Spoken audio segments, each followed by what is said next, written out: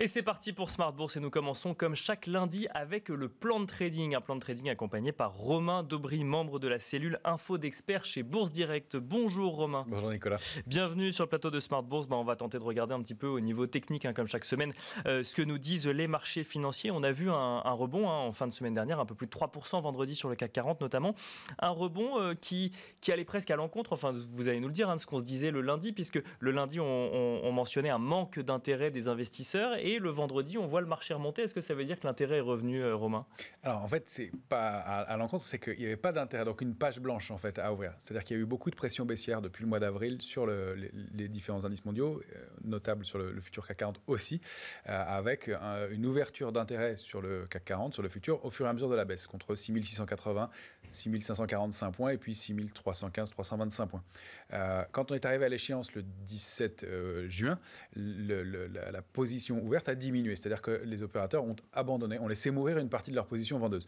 Une partie, puisqu'il y a une quinzaine à une vingtaine de pourcents de la position qui n'a pas été reconduite, donc ça a laissé ouvert un champ de possibles pour construire cette nouvelle échéance. Et on a vu toute la semaine, en fait, le marché accumuler au-delà d'un niveau, 5838 points, et puis décider, après cette zone d'accumulation, de sortir par le haut, au-delà de cette zone d'accumulation. Alors c'est un rebond qui est assez fragile pour l'instant. D'accord. On le voit, on le note notamment grâce au volume. Les volumes quotidiens étaient de l'ordre de 3,5 milliards. Vendredi, on a progressé de 3,26% sur l'indice CAC 40 dans un volume de 3,7 milliards. C'est-à-dire qu'il y a plus absence de pression baissière et des vendeurs qui sont plus en retrait pour l'instant, qui n'ont probablement pas pourraient se manifester un peu plus haut, aux alentours de 6300, 315 points. Probablement, ça peut être un niveau à surveiller. Et puis, un intérêt sur le futur CAC 40 qui est toujours faible, puisqu'on a rebondi vendredi toujours avec destruction d'intérêt sur le futur CAC 40. 5000 contrats futurs ont été détruits au cours de la progression de 3,26%. Ça signifie qu'il n'y a non seulement pas eu de soutien, mais probablement des rachats de short aussi, donc une partie de la position vendeuse qui a été débouclée. Donc ça donne la main légèrement aux vendeurs. On constate qu'il y a eu des points d'entrée intéressants sur des valeurs de croissance qui étaient en retard et qui étaient vraiment qui ne présentaient, que les opérateurs ne recherchaient pas depuis plusieurs semaines. Donc il s'est passé quelque chose de ce côté-là aussi. Reste que les volumes sont assez timides pour l'instant, qu'il va falloir construire et étayer ce mouvement. Donc les indices, et c'est un peu ce qu'on présentait, tentent de stabiliser. Ils le font pour l'instant. On a au-dessus de nous des grosses résistances qui vont être difficiles à déborder. Et il va falloir construire ce mouvement-là. Le game changer est l'élément important, à mon avis, des semaines à venir, même si la semaine va être très chargée côté macroéconomique. Ce sera probablement les publications des entreprises, les publications trimestrielles des entreprises qui commencera à partir du 14 juillet prochain pour les bancaires aux États-Unis.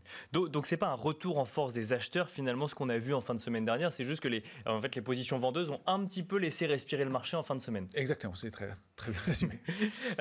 Alors, donc du coup, on va regarder quand même un petit peu dans le détail des différents graphes. On peut commencer aux États-Unis avec le S&P 500, par exemple. Est-ce que du coup, ces résistances dont vous nous parliez est difficile donc du coup à enfoncer. Qu'est-ce qu'on se rapproche de ces résistances, par exemple ? Alors déjà, ce qu'on a fait de très important, c'est qu'on a réussi à combler le gap hebdomadaire du 13 juin. On a réussi à clôturer la semaine au-delà de ce gap. On va probablement osciller autour de ce niveau-là, mais ça, c'était un signe très négatif pour le marché, et on l'a fait aux États-Unis. On est en train de le faire, on va le voir sur les indices européens. On n'y arrive pas pour l'instant. D'accord. Donc ça, c'est un premier niveau important. Reste que sur le S&P qu'on regarde dans les hebdomadaires ici, on est repassé au-dessus des 38-20% de retracement de toute la hausse Covid, des 38-20 de Fibonacci, mais on a au-dessus de nous ce plafond de verre, cette zone qui est située autour de 3992 à mon sens, qui va être vraiment autour de ce niveau-là, très très importante à déborder. Et encore derrière, 4132 qui est aussi un niveau important. Donc tous ces niveaux-là pourraient voir le retour des vendeurs structurels. C'est possible, on va le voir, on le déterminera en fonction des résultats des entreprises. Donc pour l'instant, stabilisation, du mieux à court terme, mais pas de signaux haussiers très forts dans l'immédiat, même s'il s'est passé quelque chose, il y a un coup d'arrêt dans la tendance baissière, clairement. C'est ça, on a comblé le gap, mais ce n'est pas suffisant pour repartir en tendance haussière. Et vous voyez les structures au-dessus sur le S&P qui ont formé le retournement baissier, elles se sont mises en place en plusieurs semaines. Là, pour l'instant, on n'a pas de structure de retournement. On a un coup d'arrêt sur une bougie hebdomadaire dans une tendance baissière qui était lourde. Donc il va falloir reconstruire de toute façon, et le marché, pour qu'il puisse repartir, va avoir besoin de construire des figures sinon équivalentes, en tout cas un peu plus solides. Ça, c'est pour le S&P 500. Que nous dit le Nasdaq 100, donc du coup avec une coloration plus technologique, Romain ? plus technologique. Et là, on a zoomé un petit peu, on regarde le Nasdaq en graphique journalier, c'est pour voir les cibles du rebond possible. 2 gaps d'affilée, un gap de rupture probablement en début de semaine dernière, et puis le gap de vendredi qui était important, qui pourrait être donc un gap de continuation dans la tendance. D'accord. La théorie des gaps nous indique que c'est probablement la moitié du parcours, ce gap de continuation, et on peut aller cibler, ça nous envoie parfaitement sur cette résistance à 12 525 points, donc situé entre ce gros niveau 12 190, 12 910, qui avaient été des niveaux d'accélération baissière, qui sont des niveaux de retournement. Donc d'aller se réinstaller là-dedans, ce serait déjà très bien, de consolider un petit peu là-dedans. Et on voit qu'il y a des points d'entrée sur certaines valeurs, des doubles bottoms qui se mettent en place sur des valeurs comme Amazon par exemple, des titres qui peuvent représenter de l'intérêt pour le moyen long terme. Reste que on sait que ce sont des titres qui sont pénalisés par le contexte de hausse des taux actuels et donc qui peut-être on va avoir du mal à performer. Il va falloir construire tout ça dans le temps. Même s'il y a des points d'entrée pour le moyen long terme, il va falloir prendre son temps. Il n'y a pas d'urgence dans le marché à rentrer. Et alors vous nous disiez quand on parlait du S&P 500 que donc du coup on avait du mal à combler les gaps en revanche sur les indices européens. Ça se voit sur l'Eurostoxx par exemple ou Ça se voit sur l'Eurostoxx. On a tenté de le combler ce matin. J'ai essayé de prendre la photographie le plus tardivement possible dans la matinée. Là, vous avez un graphique hebdomadaire de l'Eurostoxx qui ouvre avec un nouveau petit gap haussier ce matin en hebdomadaire. Ça, c'est plutôt pas mal. Et vous voyez qu'il s'attaque au gap du 13 juin et la bougie du jour, pour l'instant, en tout cas, on est qu'en début de semaine, eh bien, bute à l'intérieur de cette zone de gap. Donc là où les indices américains ont réussi à faire l'effort et à clôturer au-delà, nous, on est juste en train de s'y attaquer pour l'instant. Sur l'indice parisien, c'est un peu pareil. On a frôlé à une dizaine de points près le pied du gap, mais on n'a pas réussi à le combler. Pour l'instant, en tout cas, il faudra le voir avec l'ouverture des marchés américains et la suite. Et puis, on voit au-dessus cette zone de résistance forte, 3618, 3676. Il y a un niveau intermédiaire, 3706, c'est moins important, mais toute cette zone de résistance est importante et elle est chapeautée par cette ligne de tendance baissière de long terme qu'on avait tenté de déborder au mois de mai, sous laquelle il y avait un échec et cette accélération baissière. Donc, tout ça, ça va être des niveaux qui vont être probablement travaillés, observés et assez techniques dans les jours qui viennent. Encore une fois, avec des volumes qui, en Europe, sont assez faibles et assez moyens, contrairement aux volumes aux États-Unis. Et alors, je mentionnais au début de notre entretien le rebond du CAC 40, plus de 3% vendredi. Que nous dit le futur CAC 40 là pour le coup? Est-ce qu'on a l'espoir de repasser en tendance haussière ou l'analyse technique nous dit l'inverse? Elle nous dit qu'on est déjà revenu en zone de neutralité, ce qui est pas mal. On était dans la zone d'alerte, on avait mis notre niveau de retournement à 5724 points. Et en deux séances, si je comprends bien ce qu'on voit sur le graphique. Complètement. Là, c'est un graphique du futur CAC 40 en 14 heures. On utilise 14 heures parce que c'est le temps d'une cotation du futur CAC 40 qui ouvre à 8 heures et qui clôture à 22 heures. Donc, ça donne plus d'indications. Et on voit, grâce à ce graphique en 14 heures, qu'on s'est appuyé 7 fois sur le niveau de 5838 points, qui était un niveau intermédiaire, qui devient un niveau important, qui sera le niveau d'alerte si on devait aller le retester. On réintègre, donc on déborde 6037, qui était notre pivot pour repasser en zone de neutralité.